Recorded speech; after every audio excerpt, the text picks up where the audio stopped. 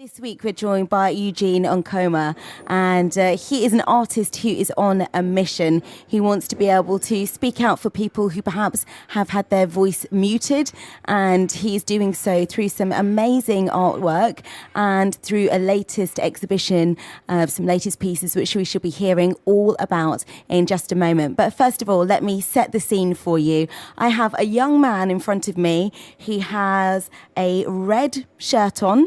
It's a very thick fabric with silver lapels on either side of his collar and a white ribbon around his neck, tie/ribbon with his initials on there in sort of a diamante form on the tie. He has a red top hat on with a silver a banner going around the top hat, almost like a crown around the red top hat, and he has a number of circles on his face in white face painted all around his face and on his lip and on his chin. And as I mentioned, he goes by the name of Eugene. Hello. Hello. Hello. Good description there. Yeah. Well, I tried. No, great. So tell us how come you, well, welcome to Colourful, first of all. Thank you very much. And what a delightful outfit. You are the most colourful guest that I've had in the studio. So do tell us why you have chosen to represent yourself in this way. Well, it's something that I do as part of my artworks. Mm-hmm. I try to sort of like choose face paint designs, mm-hmm. Which are related to my work. Mm-hmm. So in a sense, like what you were describing earlier, I've referenced the shape of a target.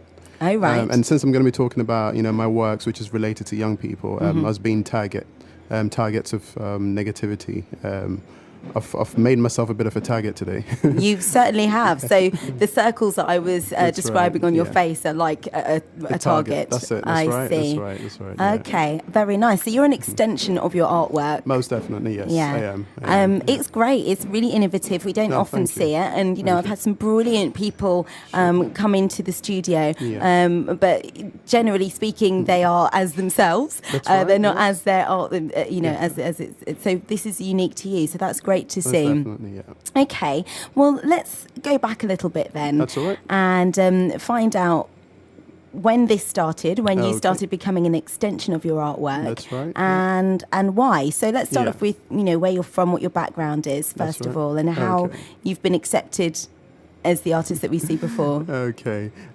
Basically, I was born in London. My parents went back to Ghana. Where I lived with my family till I was 13. Mm-hmm. And then I came back to London, went to school as usual, and then went to art college at Central St. Martin's College of Art and Design. Very prestigious. Yeah, it's a great place. And then went on to do my degree at University of Westminster. Mm-hmm. And it was there I started to really experiment. I think it was at University of Westminster that I realized that I wasn't just good at painting and drawing, but I had other ideas in terms of how I could extend, my work and make it really interesting and varied. Mm-hmm. So I started making up some sculptures. And after I made the sculptures, which looked at, and the sculptures were made of food, like, lots of African food. So I had yam, pepper, everything in there.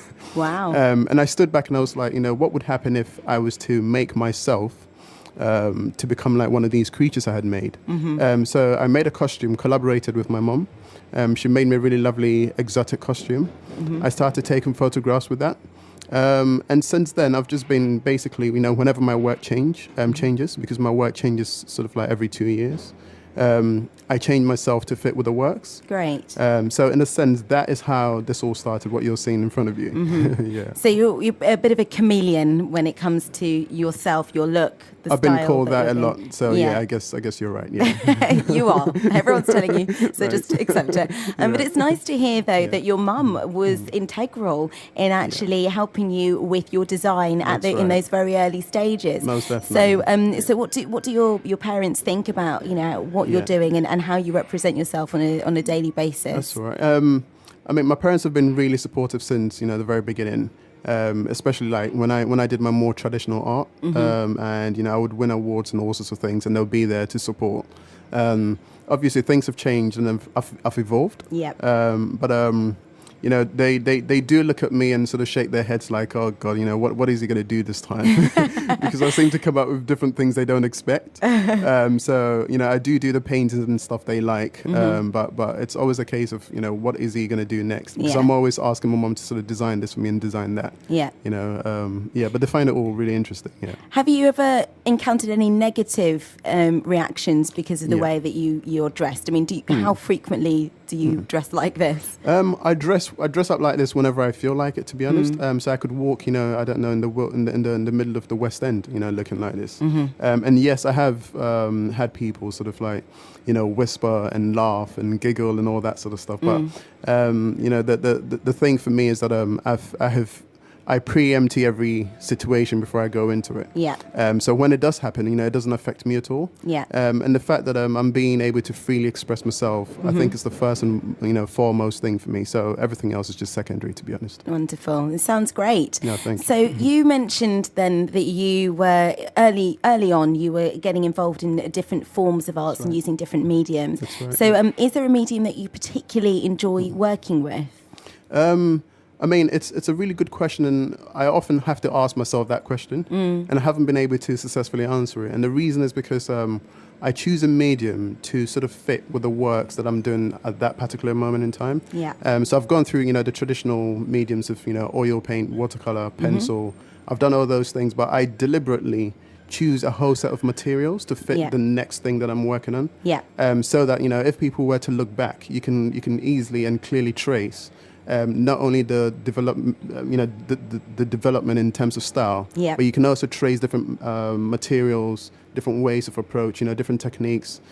So altogether, you have a really sort of like rich, full sense of my mind, basically. And in a body of work, you can be embracing all of these different mediums as well. It's Most not definitely. like this is how Picasso had his blue period, so it was That's all right. kind of blue, That's it, and so on and so forth. So there was a theme running through it. That's right. But for Always. you, there's a theme, but there are different mediums within that. Completely. Yeah.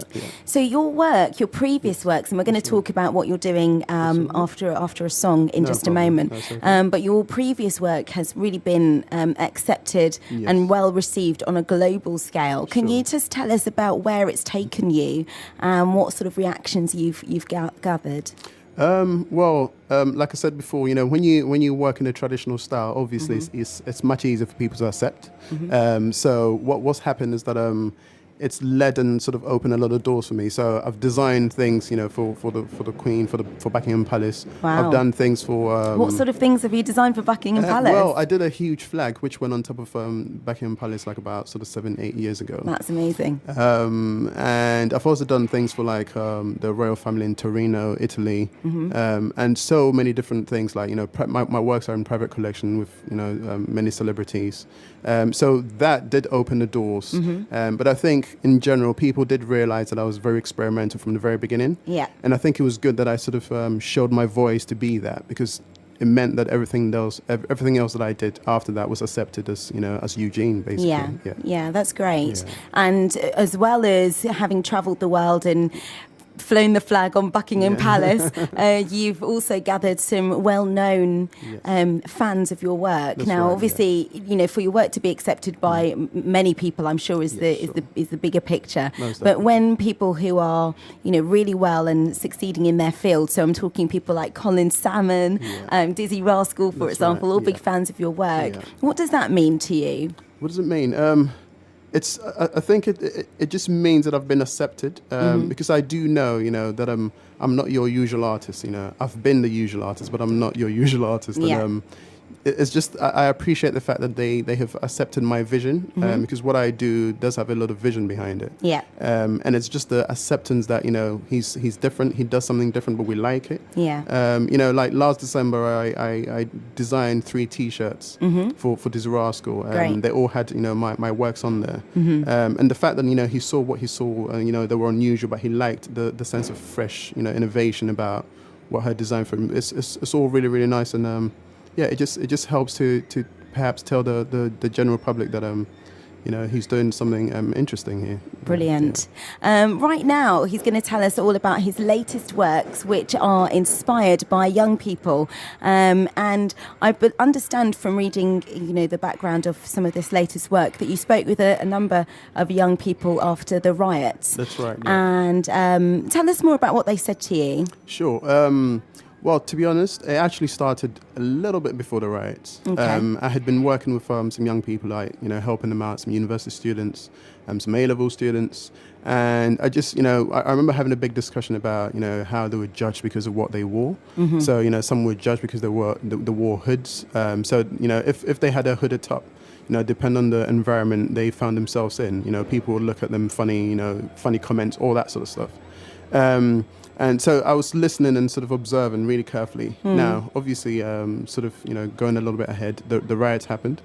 And then I had even more of a greater feedback. Yeah. Because as you can imagine, or as at that time, a lot of young people were sort of really stigmatized, and people would look at young people funny, like, are you one of the kids that, actually broke into that shop, all of that sort of mess, really.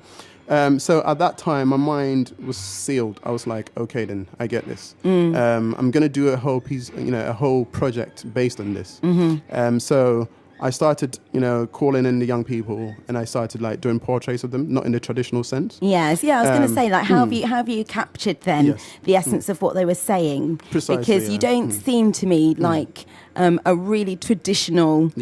Artist. Yes. However, I've looked at a couple of the pieces, and you can tell us more about them in a moment. No problem. But what was the general idea for you in terms of how you were going to capture their sense of emotion? Sure. I mean, what I wanted to do was to visually capture what they had said to me and what I felt they were feeling and what I had heard. So I decided to call the works the blacked out portraits. Yeah. Blackout obviously coming from the idea of lights being turned out. So lights representing their personality. And if you have a blackout, you can't see anything. Yeah. So it became an idea of using mainly black, and then a little bit later I started using red as a way of communicating a certain sense of shadowiness. Almost as if you're looking at a shadow of a person. So a lot of these portraits have no lips, noses. All you see is the eyes. Right. And the eyes may look away, or they might look at you, but there's no expression, there's no life there. But then the works feel really urban and very energetic. So it's almost like a ball of energy that's just stopped or stagnant, and it just can't move because of judgment. Right. Yeah. Wow. And you said so the black, I understand. Why was, I guess red's quite a powerful colour as well, isn't it? Most definitely. I mean, what I did was I started by using black to represent, the sort of shadow, as I mentioned. Yeah. And then I started using red in the later portraits as a way of showing a sense of, danger and these young people sort of like frozen in a state of, fear, basically. Yeah. And this is as a consequence of what they were literally telling you. No, completely. Yeah.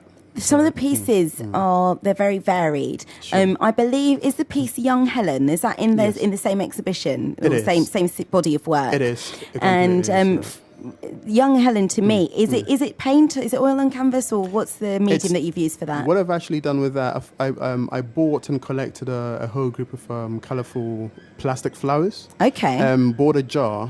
And then sprayed the flowers black, and then you've got black liquid in the jar. So when you're looking at it, it looks like your normal sort of flowers in your normal vase. But first of all, like I said, it's plastic, so it's fake. And secondly, the flowers are being fed by this black liquid, so obviously unhealthy water getting into the flowers. Yeah. But that whole piece there represents a young person for me, or to me. Yeah.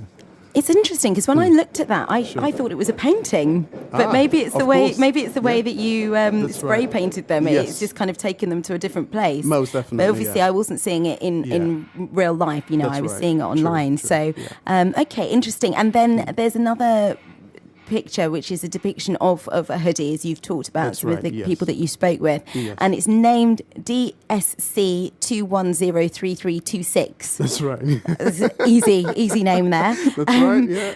What's that a reference to? You know, when you download, you know, your normal picture from your camera, that obviously, you know, come in those names, sort of like MSC or CD1, you know. Kind of. Exactly. I kind of know that. So it's just basically referring to, you know, files you get from your camera, and basically a lot of these files do not obviously have names or specific identity apart from the numbers. So I'm sort of like giving young people the same sort of, or these young people I've painted, the same sort of identity as if, you know, they have no names, no real character. I see. Once again, referring back to the idea of how people have seen them, and, you know, how they're sort of trashed about by opinions and stuff. Yeah, okay, I understand. So a number of the stories that you've heard and you've been told, can you relate to them in any way? Do they in any way, shape or form reflect any point in your adolescence? Well, I'll tell you what, I definitely do recognize them, because I did go through a little tiny bit of that, you know, because obviously I was once, you know, a teenager as well. But, you know, even the question you asked earlier about how people sort of, you know, react to the way I look, or the way I dress and all that, it's for me in complete relation to exactly what we're talking about here, you know, because it's about the same sort of thing, the way you look and how... because people aren't, you know, may not be used to the way you look, or it may be different, or it may be, you know, experimental, innovative. You know, you get judged and people call you names and all sorts of things. But so I really do relate to that. Yeah, wow. So tell us then about this latest mission that you're on. You want to help others. You want to speak for those who can't speak for themselves. That's right. And beyond showing their plight through your art, how will you make an actual difference to them? What I do is I run a series of art workshops. Okay. Where I invite young people to come in to sort of, you know, use art as a basis to express, you know, what they feel. So it could be family stories, it could be personal stories. And what we do is we just don't sit down and sort of like paint and draw. We talk. Yeah. So it becomes a discussion and a bit therapeutic, if you like. And once you get to that stage, I find that it becomes very easy to express. You know, if you're a young person wanting to bring something out. So then, you know, that leads to works being created, and then, you know, it leads to showing these works. We've currently had a show at the American Embassy. Great. You know, where a lot of young people, about 13 of them, all made works and, you know, are currently being displayed there. So that's one way of getting it out, Yeah, so it's a really a nice creative avenue then. Most for people to, that's right. As you said, to get express themselves. Completely. And can you see the difference that it makes to people's personalities and to those individuals when they actually sit down and they get on with it? That has been for me one of the most beautiful things ever, you know, to get young people to sit down, to get them to express, and then to get the feedback, you know, as to what it makes them feel. You know, so many young people have had their confidence or personalities, you know, restored, and, you know, feeling all bubbly again, feeling like they're important, feeling like they have a voice, which is the most important thing.